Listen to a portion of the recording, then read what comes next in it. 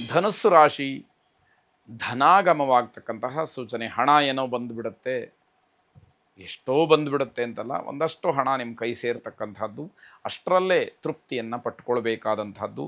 ಉತ್ತಮವಾದಂತಹ ಯಾವುದಾದ್ರೂ ಕೆಲಸವನ್ನು ಮಾಡೋದಕ್ಕೆ ಅವಕಾಶಗಳಿರುತ್ತೆ. ನೀವು ಪ್ರಯತ್ನವನ್ನು ನಿರಂತರವಾಗಿ ಪ್ರಾಮಾಣಿಕವಾಗಿ ಮೇಲಿಂದ ಮೇಲೆ ಮಾಡ್ತಾನೇ ಇರಬೇಕು. ಆಗ ಯಾವುದೋ ಒಂದು ಸಂದರ್ಭದಲ್ಲಿ ಅವಕಾಶ ನಿಮಗೆ ದೊರಕುವಂಥದ್ದು.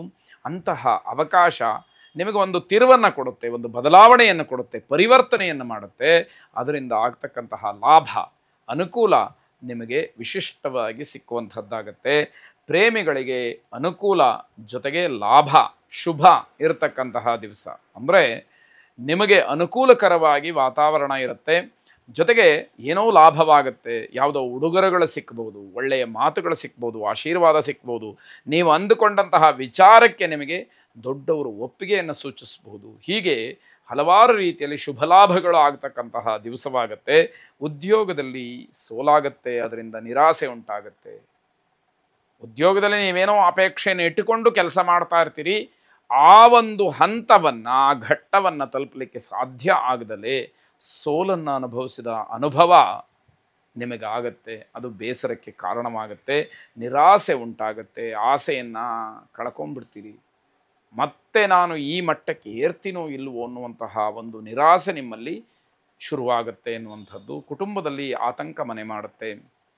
ನಿಮ್ಮ ವೈಯಕ್ತಿಕವಾದಂತಹ ವಿಚಾರ, ವೈಯಕ್ತಿಕವಾದಂತಹ ನಿರ್ಧಾರಗಳು, ನಿಮಗೆ ಆಗ್ತಾ ಇರತಕ್ಕಂತಹ ಏರಿಳಿತಗಳು, ಇವೆಲ್ಲವನ್ನು ಮನೆಯವರು ಗಮನಿಸಿದಾಗ ಮನೆಯಲ್ಲಿ ಆತಂಕ ಶುರುವಾಗುತ್ತೆ ಎನ್ನುವಂಥದ್ದು. ಆಹಾರದಲ್ಲಿ ವ್ಯತ್ಯಾಸ, ಆರೋಗ್ಯದಲ್ಲೂ ವ್ಯತ್ಯಾಸ, ಹಿಂಸೆಯನ್ನು ಪಡ್ತೀರಿ. ಸಾಯಿಬಾಬಾರನ್ನು ಪ್ರಾರ್ಥನೆ ಮಾಡಿ. ಶುಭವಾಗಿ.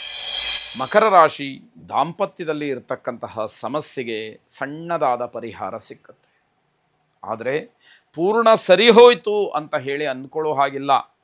ಅದು ಮತ್ತೆ ಯಾವಾಗ ಬೇಕಾದರೂ ಸ್ಫೋಟ ಆಗಬಹುದು, ಯಾವಾಗ ಬೇಕಾದರೂ ಅದರಿಂದ ತೊಂದರೆಗಳು ಸಂಭವಿಸ್ಬೋದು.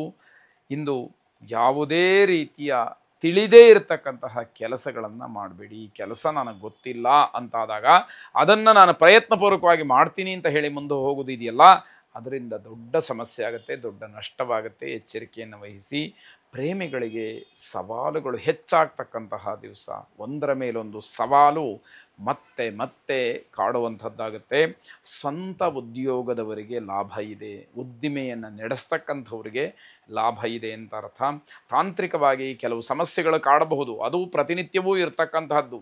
ಆದರೆ ಅದರಿಂದ ದೊಡ್ಡ ಪ್ರಮಾದ ಏನಲ್ಲ, ಆದರೆ ಅದೂ ಕೂಡ ಒಂದು ಸಮಸ್ಯೆಯಾಗಿ ನಿಮಗೆ ಕಾಡುವಂಥದ್ದಾಗತ್ತೆ. ವ್ಯಾಪಾರದಲ್ಲಿ ಅಭಿವೃದ್ಧಿಯ ದಿವಸ, ಆದರೆ ಸಮಾಧಾನ ಇಲ್ಲ. ನೀವು ಮಾಡ್ತಕ್ಕಂತಹ ವ್ಯವಹಾರಗಳು ನಿಮಗೆ ಲಾಭವನ್ನು ತಂದು ಕೊಡ್ತಾ ಇದೆ. ಇವತ್ತಲ್ಲ ನಾಳೆ ಇದು ಒಳ್ಳೆಯ ಸ್ಥಾನಮಾನಕ್ಕೆ ಹೋಗುತ್ತೆ ಎನ್ನುವಂತಹ ವಿಚಾರ ಗೊತ್ತಾಗ್ತಾ ಇದೆ, ಆದರೂ ಕೂಡ ಸಮಾಧಾನ ಇಲ್ಲ. ಅದೇನು ದುರಾಸೆ ಅಂತ ತಿಳ್ಕೊಳ್ಬೇಕಾ, ಅಥವಾ ಇನ್ನಷ್ಟು ಮತ್ತಷ್ಟು ನಾವು ಅದನ್ನು ಗಟ್ಟಿ ಮಾಡಬೇಕು, ಬಲ ಮಾಡಬೇಕು ಅನ್ನುವಂತಹ ಅಪೇಕ್ಷೆಯ ಏನು ಅನ್ನೋದು ತಿಳಿದೇ ಇರತಕ್ಕಂಥದ್ದು. ವಿಷ್ಣು ಸಹಸ್ರನಾಮವನ್ನು ಶ್ರವಣ ಮಾಡಿ. ಶುಭವಾಗಿ. ಕುಂಭರಾಶಿ ಇದ್ದಕ್ಕಿದ್ದ ಹಾಗೆ ಆರೋಗ್ಯದಲ್ಲಿ ವ್ಯತ್ಯಾಸವಾಗುತ್ತೆ. ಭಯ ಶುರುವಾಗ್ಬಿಡುತ್ತೆ. ಏನು ಆಗ್ಬಿಡುತ್ತೋ, ನಾನು ಬದುಕ್ತೀನಾ ಇಲ್ವಾ, ಏನು ಕತೆ ಅನ್ನುವಂಥದ್ದು. ಆ ರೀತಿ ಗಾಬರಿ ಅವಶ್ಯಕತೆ ಇಲ್ಲ ಅಂತ ಅರ್ಥ. ಶತ್ರುಗಳಿಂದ ಮೋಸವಾಗ್ತಕ್ಕಂತಹ ಸಾಧ್ಯತೆ, ಅವರಿಂದ ಜಾಗೃತರಾಗಿರಬೇಕು. ಮಾನಸಿಕವಾಗಿ ತುಂಬ ಹಿಂಸೆಯನ್ನು ಅನುಭವಿಸಬೇಕಾದಂತಹ ದಿವಸವಾಗುತ್ತೆ.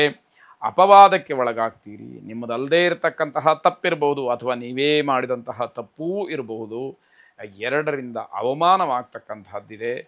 ಯಾರನ್ನು ಹೇಗೆ ಸಮಾಧಾನ ಪಡಿಸ್ತೀರಿ? ನಾನೇನು ತಪ್ಪು ಮಾಡಿಲ್ಲ ಅಂತ ಹೇಳಿ ಮನೆಯವರಿಗೆ ಹೇಳ್ತೀರಾ, ಅಥವಾ ಆಗಿರ್ತಕ್ಕಂತಹ ತಪ್ಪು ಯಾವುದೋ ಒಂದು ಕಾರಣದಿಂದ ಆಯಿತು ಅಂತ ಬೇರೆಯವರಿಗೆ ಹೇಳ್ತೀರಾ?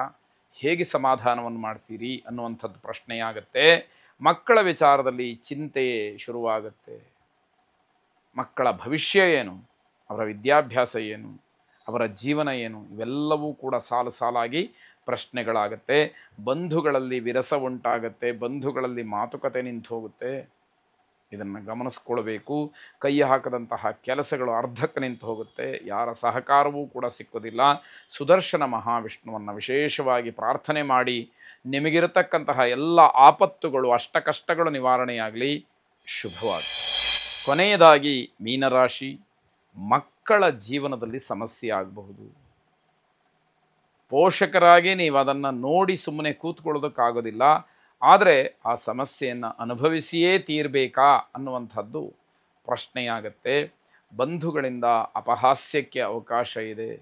ಇಲ್ಲಿಯವರೆಗಿನ ಜೀವನ ಏನೋ ಒಂದು ರೀತಿಯಲ್ಲಿತ್ತು, ಈಗ ಹೀಗಾಯಿತು ಅಂತ ಹೇಳಿ ಬಂಧುಗಳು ನಿಮ್ಮ ಬಗ್ಗೆ ಅಪಹಾಸ್ಯವನ್ನು, ಟೀಕೆಯನ್ನು ಮಾಡ್ತಕ್ಕಂಥದ್ದು, ಅವರೇ ಮಾಡ್ಕೊಂಡಿದ್ದ ತಪ್ಪು ಅಂತ ಹೇಳಿ ಬೇರೆಯವರ ಹತ್ರ ಹೇಳ್ತಕ್ಕಂಥದ್ದು ಎಲ್ಲವೂ ಕೂಡ ಆಗತ್ತೆ. ವ್ಯಾವಹಾರಿಕವಾಗಿ ಉತ್ತಮವಾದಂತಹ ವಾತಾವರಣ ಇದೆ, ಆದರೆ ಮನಸ್ಸಿಗೆ ಮಾತ್ರ ಸಮಾಧಾನ ಇಲ್ಲದೆ ಇರತಕ್ಕಂಥದ್ದು. ಸ್ಥಿರಾಸ್ತಿ ಖರೀದಿಯ ಬಗ್ಗೆ ಚಿಂತನೆಯನ್ನು ಮಾಡ್ತೀರಿ. ವ್ಯವಹಾರ ಮುಖ್ಯ. ಆ ದೃಷ್ಟಿಯಲ್ಲಿ ನೀವು ಆಸ್ತಿ ಖರೀದಿಗೆ ಮುಂದಾಗ್ತಕ್ಕಂಥದ್ದು. ಹಳೆಯ ಮಿತ್ರರ ಭೇಟಿ ನಿಮಗೆ ಸಂತೋಷವನ್ನು ಕೊಡುತ್ತೆ. ಮಿತ್ರರು ಏನೋ ಸಲಹೆಗಳನ್ನು ಕೊಡ್ತಾರೆ, ಏನೋ ಪರಿಹಾರ ಮಾರ್ಗವನ್ನು ಸೂಚಿಸ್ತಾರೆ, ಅದು ಸ್ವಲ್ಪ ಮಟ್ಟಿಗೆ ಸಮಾಧಾನ ಆಗುವಂಥದ್ದಾಗತ್ತೆ. ಧರ್ಮ ಕಾರ್ಯಕ್ಕೆ ಹಣವನ್ನು ಖರ್ಚು ಮಾಡ್ತೀರಿ. ಭಗವತ್ ಸೇವೆಗಾಗ್ಬೋದು, ಸಮಾಜಕ್ಕೆ ಅನುಕೂಲಕರವಾದಂತಹ ಯಾವುದೋ ಒಂದು ಶಾಶ್ವತವಾದ ಸೇವೆ ಆಗ್ಬೋದು, ಅಗತ್ಯ ಇರತಕ್ಕಂಥವರಿಗೆ ಅನ್ನಾಹಾರಾದಿಗಳನ್ನು ಕೊಡ್ತಕ್ಕಂಥದ್ದಿರ್ಬೋದು, ಅಥವಾ ದೇವಾಲಯ ಇತ್ಯಾದಿಗಳ ಜೀರ್ಣೋದ್ಧಾರಕ್ಕಾಗಬಹುದು.